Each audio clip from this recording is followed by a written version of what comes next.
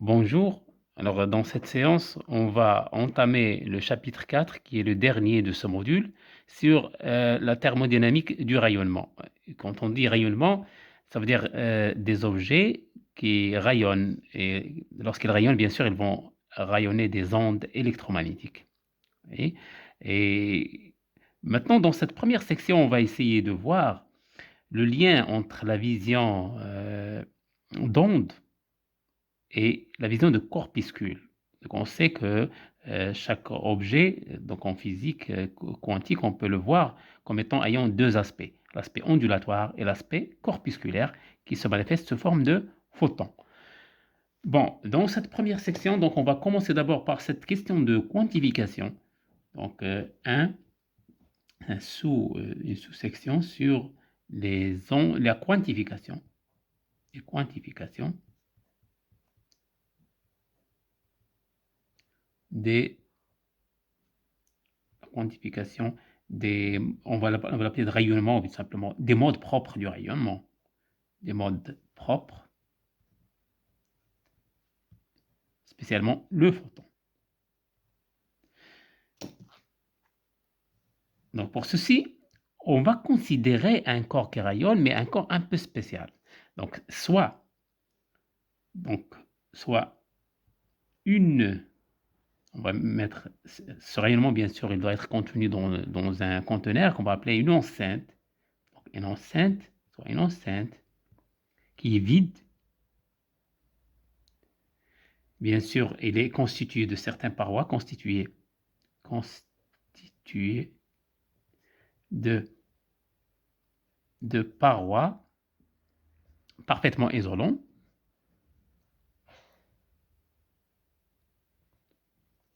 parfaitement isolantes et parfaitement réfléchissantes, particulièrement réfléchissantes. Je fais d'abord le schéma. Vous avez donc une enceinte, il est constitué de deux parois, comme ça. Voilà.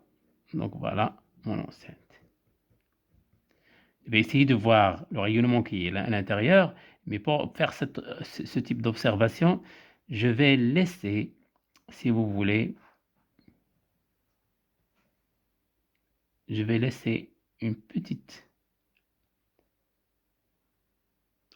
trou ici, de dimensions qui sont négligeables par rapport à l'enceinte, juste pour laisser le rayonnement échapper pour pouvoir observer ce rayonnement. C'est un trou très très très petit. Alors, parfaitement réfléchissante, donc en général, il y aura un champ, bien sûr, électrique et magnétique, on va dire un champ électromagnétique.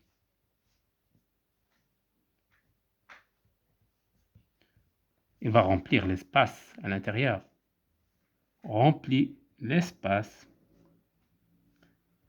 intérieur de l'enceinte.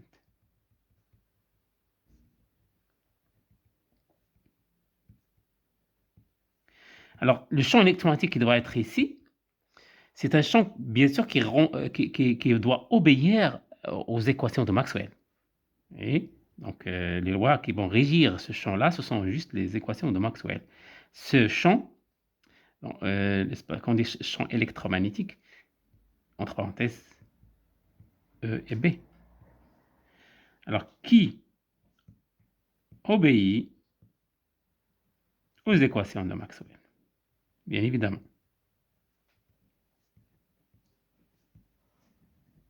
Alors, quand on dit, vous voyez, aux équations de Maxwell, on sait que ces équations, elles sont linéaires.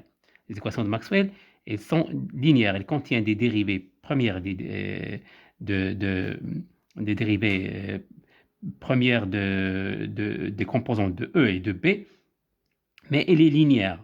Elles sont linéaires. Toutes ces équations sont linéaires. Ça veut dire que si je connais plusieurs solutions, je peux les superposer et constituer une nouvelle solution. Alors pour cela, on va prendre les solutions les plus simples de ces équations. Les solutions. On prend les plus simples, puis on va composer pour trouver les solutions complexes. Alors les solutions les plus simples sont appelées des modes. C'est très important ce terme-là, on les appelle des modes. Oui, c'est des modes de ce rayonnement-là. Alors, ils sont caractérisés par quoi?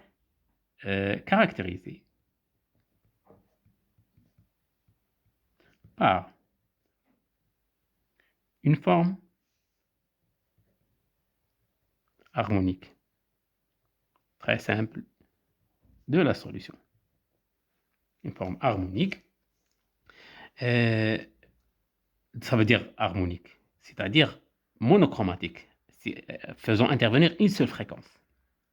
Si je veux quelque chose de plus simple, composer plusieurs fréquences, je peux le faire après. Mais pour le moment, on s'intéresse à ces modes. Vous les appelez aussi des modes propres, oui, caractérisés par une forme harmonique. De la forme, disons par exemple, E égale, oui, E0 exponentielle I oméga T moins K scalaire R. Voilà, ça c'est un exemple de solution harmonique. Ce sont des ondes planes, comme vous voyez, des ondes planes monochromatiques. Alors, cette forme-là, bien sûr, le B aussi, il a la même forme. Mais je vais me contenter seulement de parler de E parce que c'est exactement la même chose pour E aussi. Pour B, bien sûr. Alors, donc, une onde, il est caractérisé par quoi? Par sa fréquence. Donc, j'ai une fréquence ici, un vecteur d'onde. Donc, oméga égale la fréquence. Et K, c'est un vecteur d'onde.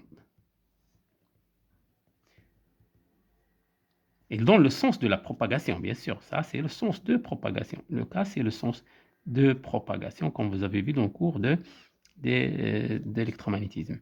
Alors, sens de propagation. Donc, qu'est-ce que j'ai? Alors, ces vecteurs d'onde-là, ça dépend donc, ces valeurs vont dépendre des conditions au bord. Alors, ça dépend des conditions de bord que je vais mettre ici. Par exemple, si je dois avoir un rayonnement là, mais je sais que si j'ai ça, c'est parfaitement réfléchissant, donc je vais mettre par exemple ici un conducteur. Quand on est parfaitement réfléchissant, ça veut dire que le champ à l'intérieur ici, il est nul. Pas tout le champ, mais c'est la composante tangentielle du champ est nulle ici, de E. Bien sûr, pour B, j'aurai la composante normale qui est nulle. Donc la composante tangentielle, elle est nulle ici. Si j'ai un champ, par exemple, qui se propage dans cette direction-là, j'aurai le E, sa composante tangentielle va s'annuler sur ce bord et sur ce bord-là. Supposons que la composante K, que K, c'est dans ce sens-là. Je vais faire un petit schéma. Donc ça va être 0. Je fais ça donc, pour éviter juste cette percée ici. Bon, j'aurai des champs. Comme ça. Vous voyez, ça annule ici. Ça annule ici, ici. Ben, je peux faire aussi la même chose ici. Une autre fréquence, un peu différente. Oui. Et donc, vous aurez des solutions qui s'annulent sur les bords là. Et là, vous pouvez utiliser des conditions sinules sur le bord. Ce sont des ondes stationnaires. Ou vous pouvez garder l'onde progressive sous cette forme-là et faire les conditions périodiques. Comme s'il y a une onde bon, qui part de ce sens-là et rentre dans le cadre dans ce sens-là. Autrement dit, vous avez le choix entre des conditions où vous dites que l'onde s'annule exactement ici, c'est des conditions qui sont strictes dans ce sens-là, oui, ou bien vous pouvez utiliser laisser l'onde progressive plane comme ça et faire les conditions périodiques. Bon, les conditions périodiques disent que la valeur tout simplement de l'onde en ce point-là égale la valeur de l'onde en ce point-là. Alors pour les ondes, avec onde progressive,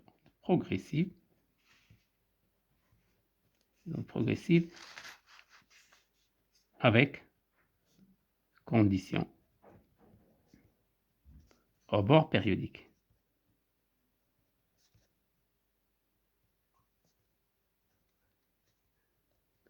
L'essentiel, dans les deux cas, que ce soit n'importe quel type de conditions à bord que vous prenez, parmi les deux que j'ai cités, dans les deux cas, vous allez trouver que le vecteur d'onde, il est quantifié. C'est ça l'important pour nous.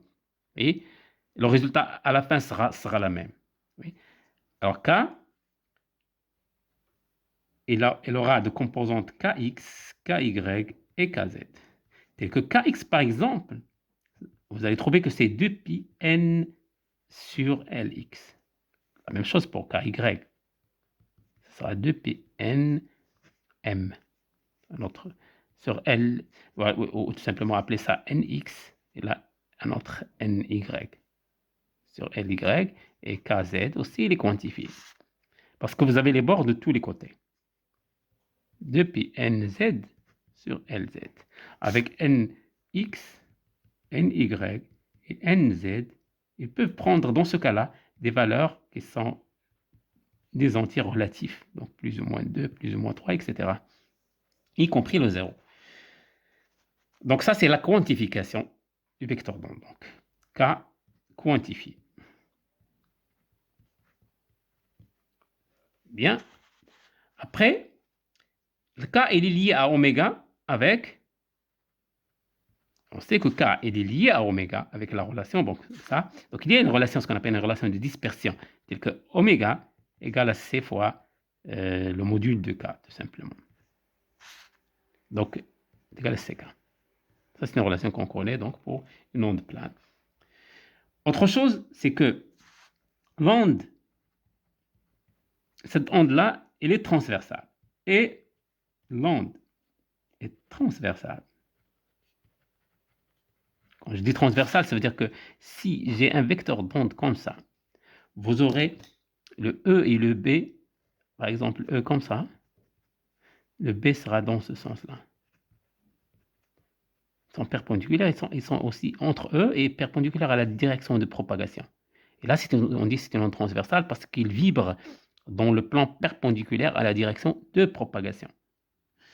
Donc, puisqu'il est transversal, le E, donc, il peut avoir deux composantes dans ce plan-là. Et ces deux composantes, elles s'appellent les directions de polarisation.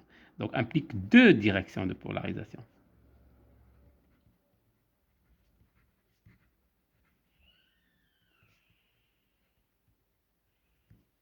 Voilà, donc on essaye de décrire en même temps l'onde et voir ses propriétés ici. Ça, mais il y a une chose ici qu'il faut noter, qui est très importante, c'est que, non, c'est ça, c'est notre objectif de ceci. Bon, j'ai essayé de rappeler certaines notions là, mais notre objectif, c'est d'arriver à cette conclusion-là, c'est que dans le traitement classique,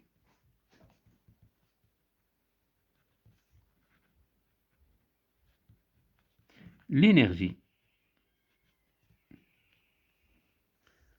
de l'onde, donc c'est l'énergie qui va être à l'intérieur ici, de l'onde, est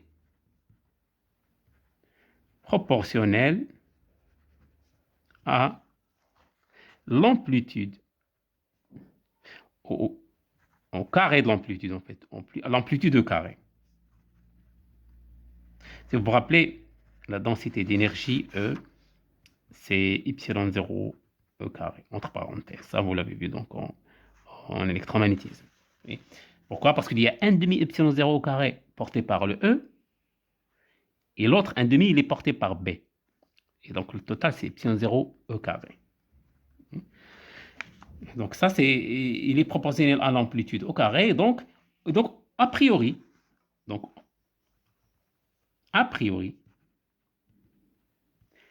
l'énergie varie continuellement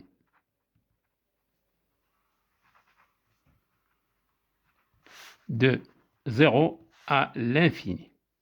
Ça, c'est important. Bon, ça, on peut avoir une énergie infinie a priori à l'intérieur si l'amplitude de E augmente infiniment.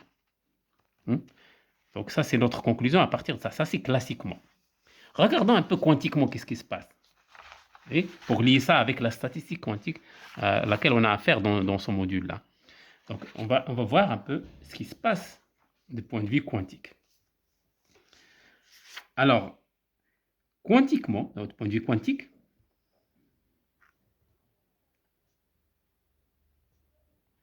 donc si j'essaie de traiter les choses quantiquement, je vais dire que à ce rayonnement, bon, à ces modes propres de rayonnement.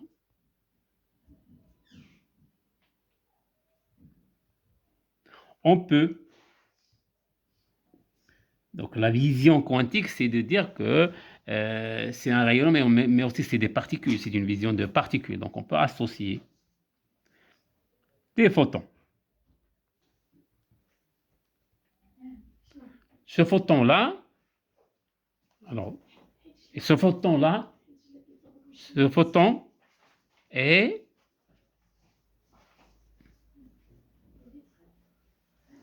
admet à une impulsion, donc P égale tout simplement H bar K. Oui. Donc, c'est pour la quantification, c'est ça la relation. Donc, on trouve, c'est H par K. Et d'énergie de chaque photon, ça sera Y égale H bar oméga. Or, d'après la relation de dispersion, je sais que oméga est égal à K fois C. Si je prends que les modules maintenant, je vais prendre le module K fois C. Donc, ce qui implique que, le oméga, c'est quoi? C'est epsilon sur H bar. Et K, c'est P sur H bar. Donc, on module fois C. Ce qui implique que Y égale PC. Voilà. Pourquoi? Parce que je suis maintenant en train de lier l'énergie à l'impulsion. Ça, c'est une relation très importante pour nous parce que c'est la relation dans laquelle on va essayer de passer dans la limite thermodynamique après, dans le calcul. Dans la limite thermodynamique, on aura besoin de cette relation pour calculer exactement la densité d'état. Donc, c'est pour ça que je vais l'encadrer. Oui. Donc, je vais encadrer cette relation pour le photon. Bien. Donc, maintenant,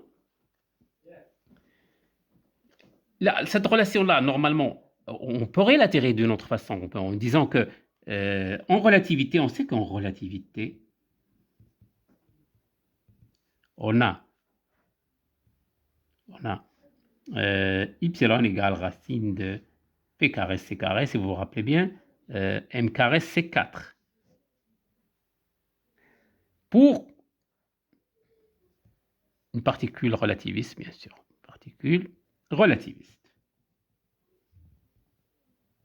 Mais pour le photon, on a m égale 0, on doit avoir m égale 0 pour que ces deux relations coïncident. C'est-à-dire pour que la vision corpusculaire et la vision ondulatoire coïncident, il faut que la masse du photon soit nulle. La masse du photon est nulle.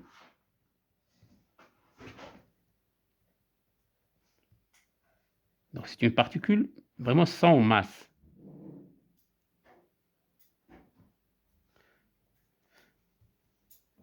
Voilà, donc quelle est la conséquence? Il y a une conséquence très importante que je vais noter ici, en disant que pour une particule de masse nulle, mais normalement,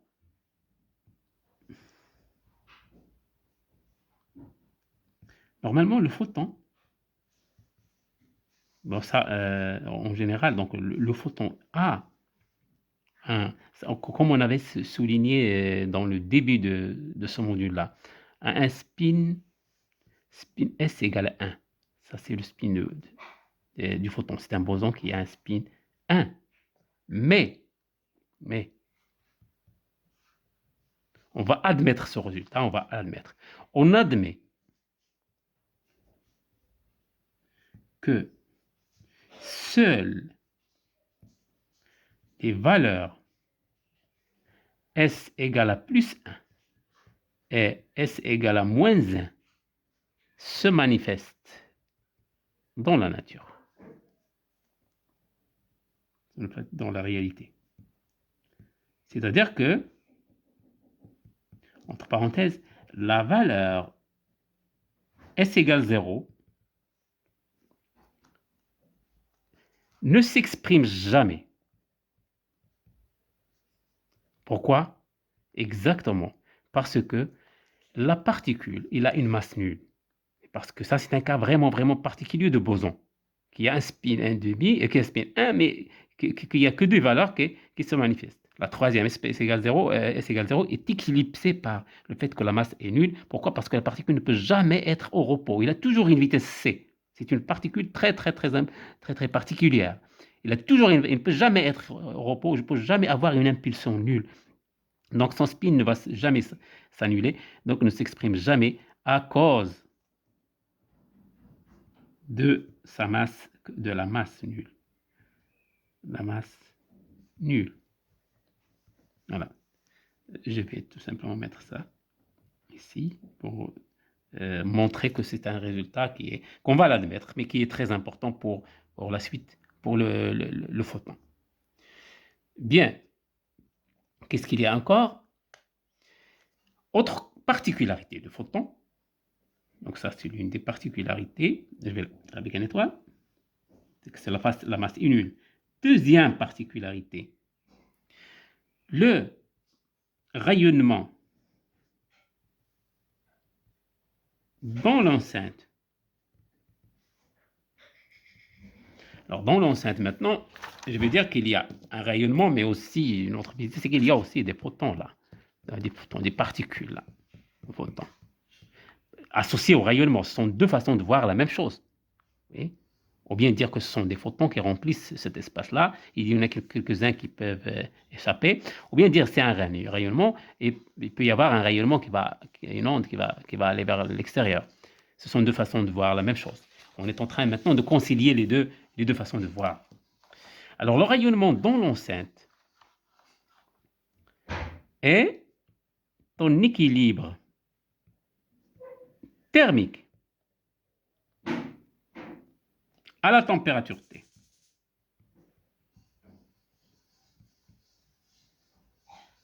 Il est en équilibre avec un thermostat, de température T. Mais doit être aussi en équilibre avec la matière qui entoure, c'est-à-dire elle doit être en équilibre avec le conducteur, avec la paroi. En équilibre thermique à la température T avec la paroi de l'enceinte, avec les parois de l'enceinte.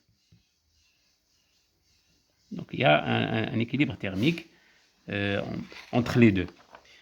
Alors cet équilibre, bon, il va induire une chose très importante. Donc il doit y avoir un échange d'énergie entre les deux. Il doit y avoir un échange d'énergie. Comment ça va se manifester cet échange d'énergie? Bon, il y aura si les photons ou le rayonnement donnent de l'énergie à ce métal, par exemple, alors il y aura des courants qui vont absorber cette énergie à l'intérieur. Pourquoi? Parce qu'il y a des charges qui se déplacent lorsqu'il absorbe le rayonnement ou le photon. Le photon donne de l'énergie aux charges qui se déplacent, donc ça crée des courants ici, des courants à l'intérieur. Et ces courants aussi, d'après les lois de l'électromagnétisme, si vous avez des courants, d'après les équations de Maxwell, ça peut créer aussi des ondes électromagnétiques. Et donc, ça peut aussi donner de l'énergie sous forme d'ondes ici. Et l'onde peut créer des courants. Donc, je vais un petit peu exprimer ça et voir la conséquence. La conséquence de l'échange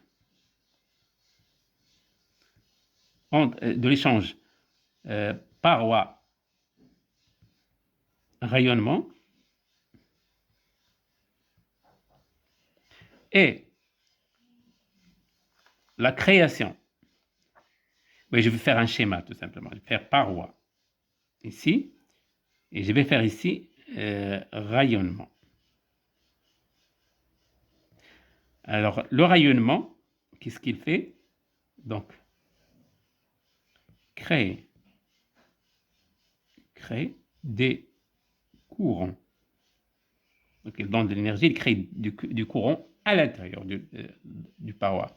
Et le paroi, donc on a dit l'échange est le suivant, pour compléter cette phrase. Et le paroi, donc les courants vont rayonner. Les courants électriques, bien sûr, rayonnent et créent donc un rayonnement à l'intérieur. Donc il y aura cet échange entre les deux.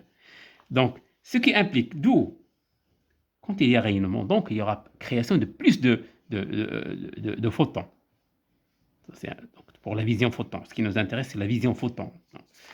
D'où le nombre de photons à l'intérieur de l'enceinte n'est pas conservé. On ne peut pas garantir qu'il soit conservé parce qu'il y a un échange avec les parois. Et donc ça, c'est un nombre non conservé. Ça, c'est très important. Alors, ce rayonnement, normalement, il est caractérisé, donc juste remarque, ce rayonnement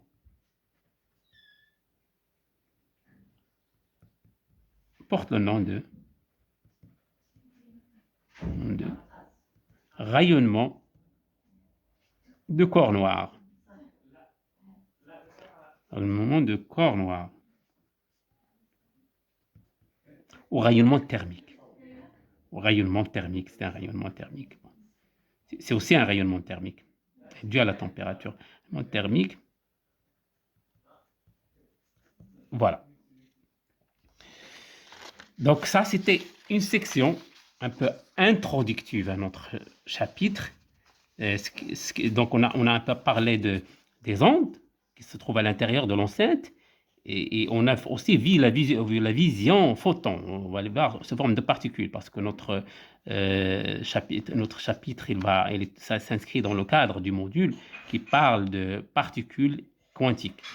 Et maintenant, on va essayer de la voir de cette façon, comme étant des particules qui sont quantiques, bien sûr. Bien, on va parler donc dans la deuxième section, on va exploiter ce qu'on vient de faire. Dans cette deuxième section, oui, donc ça c'est la première section, ça c'est la deuxième. Fonction de distribution, puisque maintenant ce sont des particules, fonction de distribution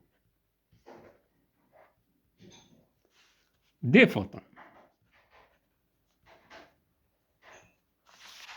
En tenant compte de ce qu'on vient d'établir dans la première section, bien sûr. Alors, on a dit que le nombre des photons n'est pas conservé. Ça, c'est la dernière conclusion à laquelle on est arrivé.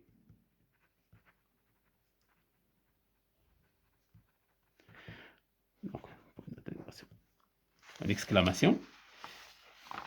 Mais nous, on va traiter notre système, alors que notre système,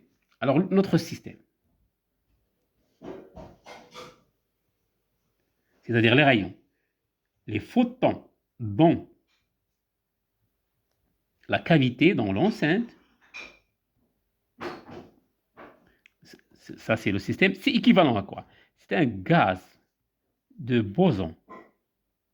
C'est un gaz de boson identique.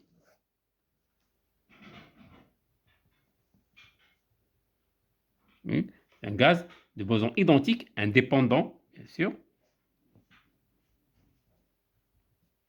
Parce que chaque mode correspond à un photon bien déterminé. Donc, mais les modes sont indépendants, donc les particules sont indépendants.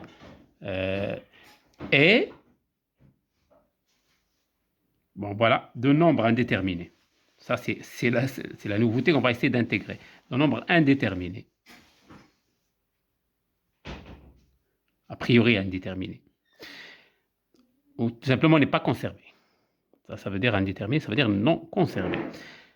Alors comment traiter ce problème-là? Normalement, si j'ai un système de ce type-là, qu'est-ce que je vais faire? Je vais dire qu'on a traité le système avec un ensemble, donc un ensemble grand canonique.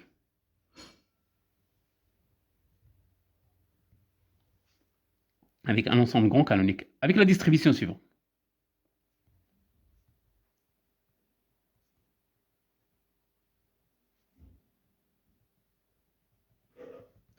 Distribution, la densité, pardon, avec la densité. c'est pas grave, hein, c'est aussi une distribution. Densité qui est égale à exponentielle moins bêta h comme opérateur, mais avec un alpha n sur z. Ça, c'est l'ensemble grand canonique. Alors, si je fais comme ça, si je laisse comme ça, bien sûr, alpha est égal à bêta mu. Si je laisse comme ça veut dire que, si je laisse comme ça veut dire que je dois introduire le fait que la valeur moyenne de n, il est fixée au départ. Oui, donc le fait d'introduire le n ici n'est pas convenable pour nous. Pourquoi? Parce qu'il va induire à la fin une certaine valeur moyenne de n qui doit être fixée, en fonction bien sûr du potentiel chimique. Et ça, on ne veut pas. Et donc, dans ce cas-là, qu'est-ce qu'on fait? Dans ce cas-là, pour laisser n, pour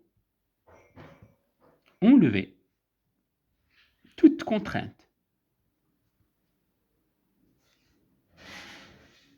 sur n, sur la valeur moyenne de n, on va tout simplement essayer de l'enlever ici. Mais on va lever de façon en disant tout simplement que le alpha est égal à 0. On va prendre un alpha égal à 0, ça veut dire un potentiel chimique nul, comme on avait fait dans la condensation de Bose, lorsqu'il y avait un nombre de particules indéterminées qui vont dans l'état fondamental. On avait pris un potentiel chimique nul. Donc en général, lorsque cette contrainte n'est pas effective, cette contrainte sur les particules n'est pas effective, donc ça correspond à un potentiel chimique nul. Donc on prend mu égale à 0. Et donc notre système devient un gaz de boson identique, encore une fois, identique, indépendant, à un potentiel nul, un potentiel chimique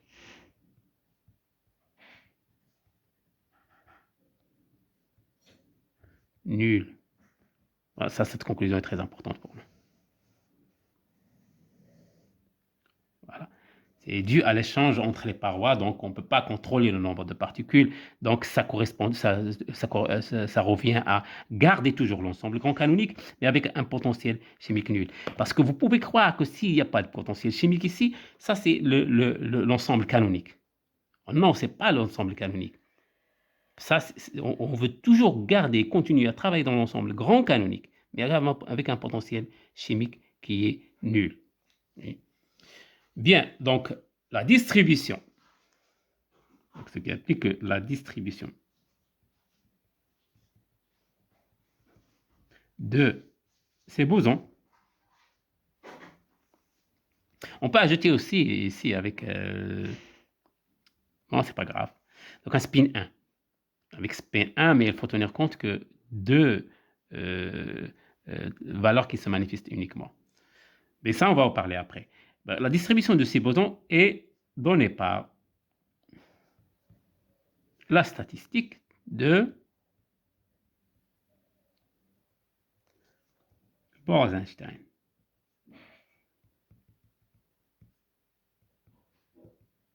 Et j'aurai donc de n alpha égale f alpha égale 1 sur exponentielle bêta epsilon alpha, il n'y a pas de potentiel chimique, moins 1.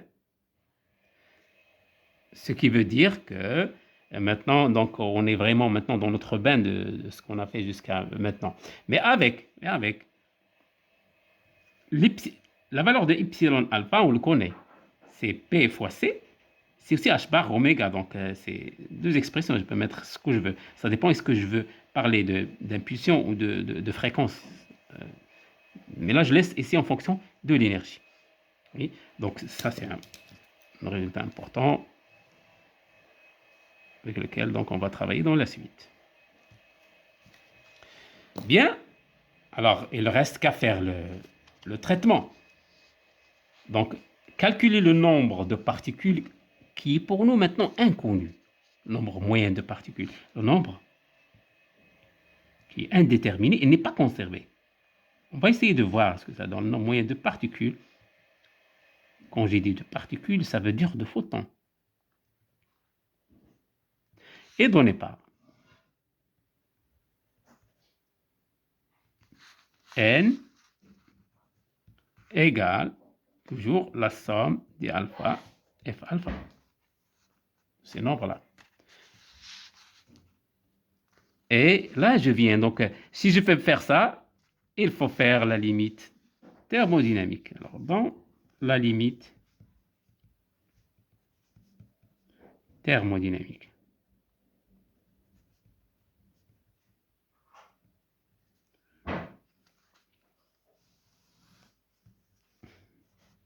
alors dans la limite thermodynamique, ça va devenir, on s'attend que cette somme devient une intégrale. Une intégrale sur une densité d'état, bien sûr. Quelque chose.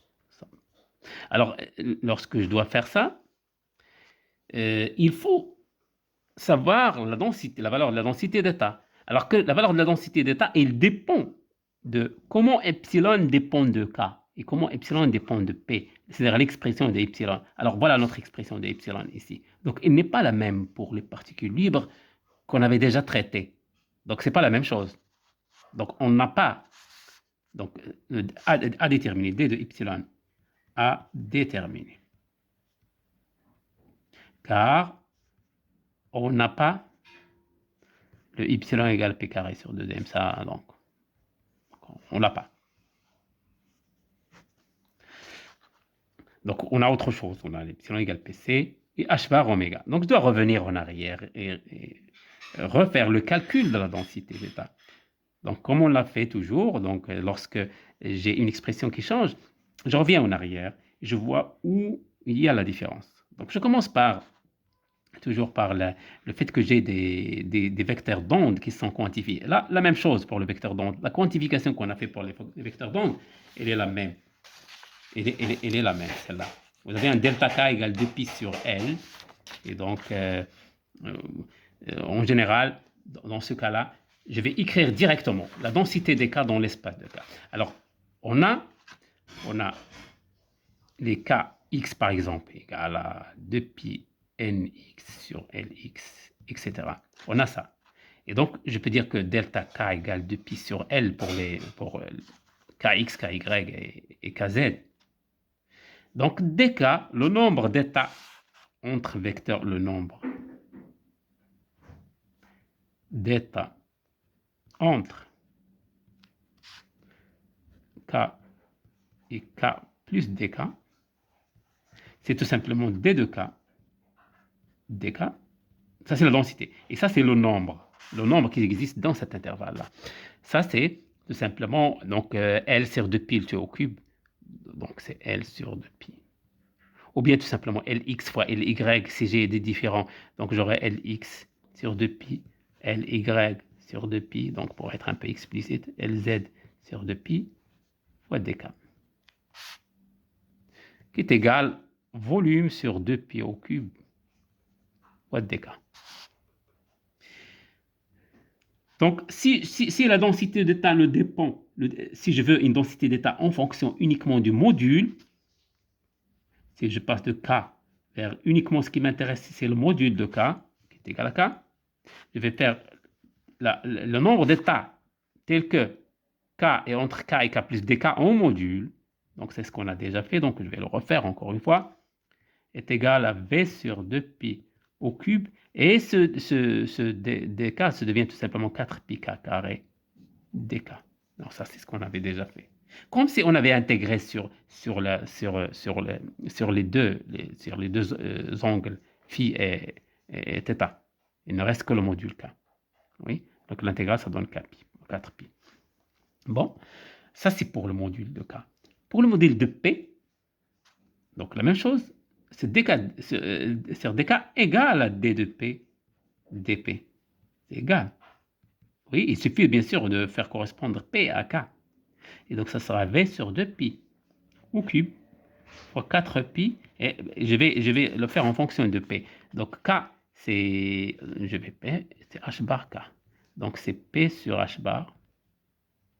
Oui. Donc, c'est P carré sur H bar carré, dP sur H bar. Voilà, je remplace K par P sur H bar. Ça donne ceci. Donc, ce qui implique que j'ai un H bar au cube. Oui, H bar fois 2pi, c'est juste H. Et donc, ça reste V fois 4pi sur... Bon, il reste H au cube. Oui, c'est tout. C'est tout. H bar fois 2pi, c'est égal. Donc, P carré dP. Et maintenant, je peux utiliser l'énergie. J'ai D de epsilon d'epsilon est égal aussi à dP. dP, c'est le même nombre, comme c'est juste simplement je fais un changement de variable. Alors, P, je passe à epsilon. Les densités ne sont pas les mêmes, ça c'est sûr, mais c'est le même nombre qui existe. Le nombre il est le même d'état. Je l'exprime en fonction d'epsilon au lieu de P. À quoi est égal? Est égal à cette valeur-là, à ça, 4pi V sur H cube, 4pi V sur H cube, et j'essaie de changer P en epsilon. Je sais que epsilon est égal à PC, simplement. Donc maintenant, c'est P sur C. Donc P carré sur C carré, dP sur C. Ah, pardon. Oui, c'est ça. Donc c'est epsilon carré. Bon, je dois corriger ça. C'est juste... c'est epsilon maintenant. Epsilon au carré. Pardon. Bon, j'attends que ça cesse, puis je corrige. C'est epsilon carré, ça c'est d epsilon. Bien. Donc, en fin de compte, qu'est-ce que j'aurai pour la densité d'état? J'aurai d de epsilon. D de epsilon. D epsilon égale 4 pi v epsilon carré, oui, sur c au cube, sur h cube, c au cube, oui, et donc hc le tout au cube, fois d epsilon. Voilà. Donc ça c'est epsilon au carré, ça c'est d epsilon. Bien, mais ça, encore une fois, c'est toujours la même méthode. Ça, on n'a pas tenu compte du degré de spin. Sans tenir compte du degré de spin. Si on tient compte du spin, on va utiliser G égale. On ne va pas utiliser l'expression 2S plus 1 parce que c'est un spin 1. Donc spin 1, si je fais 2S plus 1 avec S égale 1, ça me donne 3 états. Oui, plus, moins et 0. Mais nous, on sait que le 0, on va l'éliminer. Donc, on va prendre G égale à 2 directement sans utiliser cette expression-là. Donc, le spin 0 ne se manifeste pas. Donc, attention, le spin 0, Z spin 0, ne se manifeste pas pour le photon. Pour le photon. C'est pour ça, donc, on va pas prendre ça. Donc, G égale à 2. Donc, D de epsilon, la vraie valeur, la vraie expression maintenant, le final d epsilon de densité d'état, c'est 2 fois ça donne 8 pi v sur hc au cube, epsilon carré d epsilon. Voilà, ça c'est la densité d'état.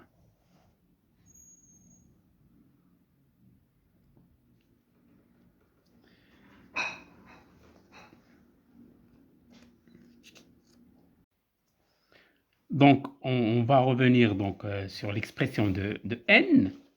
On avait d'où le n maintenant qui est égal à la somme sur les alpha n alpha, ça devient maintenant égal, ça devient dans la limite thermodynamique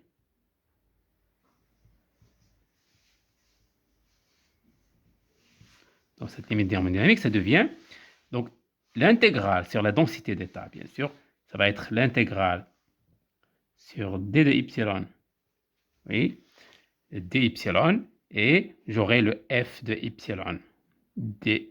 C'est-à-dire f, ça c'est le nombre d'occupations maintenant, avec une énergie, dans notre cas aussi c'est positif, donc 0 à l'infini.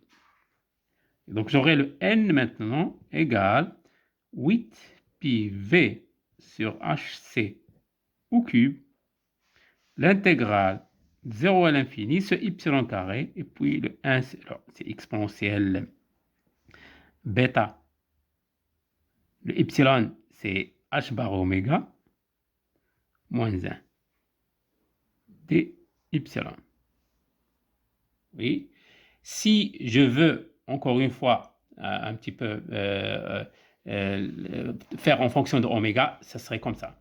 Ou bien en fonction de epsilon, ou bien en fonction de oméga. Là, pour le moment, je laisse epsilon, donc c'est pas grave. Bon, ou bien epsilon, ou bien oméga. Oui. Là, c'est oméga, puis je donne la forme. Donc, là, c'est epsilon. Pardon. Corrige. Donc, ça va être epsilon, ou si je veux en fonction de oméga, je prends toutes les fréquences. Bien sûr, allant donc 0 à l'infini, et j'aurai donc h bar, là, oméga, donc, sur exponentielle bêta h bar oméga moins 1 d epsilon, donc c'est h bar d oméga. Si je veux faire tout en fonction de oméga. Mais sinon, donc c'est avec un epsilon là. Bien. Alors, le h bar au carré, et de ce côté-là, donc j'ai donc n égale, alors j'ai h bar au carré, h bar, donc c'est h bar au cube. Et h bar, pardon, c'est divisé par 3. H bar, c'est tout simplement, j'écris du UPV, h bar au cube, h bar c'est h sur 2pi, tout au cube, et là sur h au cube, c'est au cube, intégrale 0 à l'infini, et le oméga, ça sera oméga carré maintenant, sur exponentielle bêta h bar oméga moins 1 d oméga. Voilà, là maintenant c'est en fonction de oméga. J'élimine le h bar, j'aurai un 2pi au cube avec le 2 au cube, donc ça saute. Elle reste simplement donc un pi carré en bas, et j'aurai donc un v et un p carré c au cube. Voilà, c'est tout ce que j'ai. 0 à l'infini, et j'ai oméga carré d oméga, bien sûr, exponentielle bêta h bar oméga moins 1 d oméga. Voilà. Donc voilà l'expression qui est n en fonction de oméga, ou n en fonction de l'énergie, donc c'est équivalent. Alors, maintenant, c'est un peu différent. C'est pas comme ce qu'on avait l'habitude de faire. Alors là, c'est cette expression, c'est important, remarque, cette expression donne la valeur du nombre de photons en fonction de quoi? En fonction. J'aurai donc toute une intégrale sur oméga. Donc oméga n'est pas ma variable ici. Le n est fonction directement de la température, uniquement de la température, fonction uniquement de la température. Et donc on s'attend à ce que j'augmente la température. En général, je vais augmenter le nombre de photons. Donc n, ça va être une fonction croissante de la température, comme vous voyez ici. Mais pourquoi j'ai fait cette remarque? C'est parce que c'est différent de la logique qu'on faisait avec les particules massiques. Parce que pour les autres particules massiques, cette expression-là, c'était un échange entre n et le potentiel chimique. C'est juste le n, il est connu. Donc en fait, il faut aller la renverser pour trouver le potentiel chimique. Là, le n, il est inconnu. Donc c'est la situation est différente avec des bosons massiques ou une expression équivalente à celle-là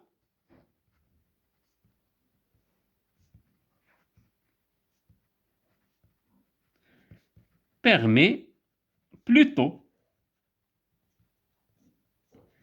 de déterminer le potentiel chimique.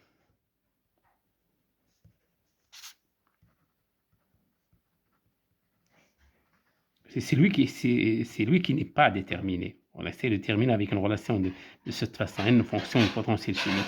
Mais là, c'est le nombre de particules qui n'est pas connu. Et on le détermine en fonction de la température. Donc, ce qui va un petit peu renverser la logique d'une façon et d'une autre.